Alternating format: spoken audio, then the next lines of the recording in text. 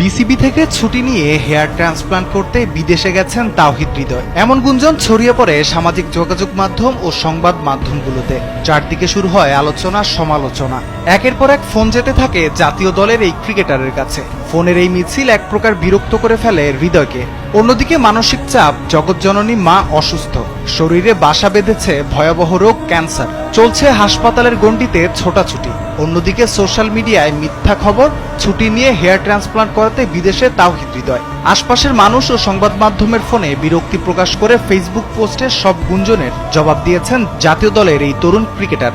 বাংলাদেশে এসেছি বেশ কয়েকদিন হলো। মায়ের ক্যান্সার চিকিৎসার জন্য সকাল থেকে মাকে নিয়ে সিরাজগঞ্জের এনায়েতপুরের একটি হাসপাতালে দৌড়াদৌড়ি করছি। এরকম সময় আমি ইংল্যান্ড নাকি তুরস্ক সেটা যাচাইয়ের জন্য এত ফোন। ভিউ বাণিজ্যের জন্য কতটা নিচে নামবেন আপনারা? পাবলিক ফিগার হলেও আমি একজন মানুষ, আমারও পারিবারিক সমস্যা থাকতে পারে। আমিও মানসিকভাবে সবসময় ঠিক নাও থাকতে পারি। ফোন ধরতে সময় পাচ্ছি না, তাই এসব ক্লিয়ার করলাম। মায়ের ক্যান্সারের চিকিৎসার দৌড়ঝাঁপের মধ্যে এমন গুঞ্জনে হতাশ তাওহিদ হৃদয় আক্ষেপ করে বলেন, মানুষের উচিত আগে সত্য যাচাই করা, কারণ খবরের পেছনে একজন মানুষের জীবনের গল্প লুকিয়ে থাকে। গুজবের কোলাহলের মাঝেও তাওহিদ হৃদয় এখন শুধুই একজন সন্তানের দায়িত্বে নিবেদিত। মায়ের মুখে আবারও হাসি ফোটানোর জন্য লড়ে যাচ্ছেন প্রতিদিন।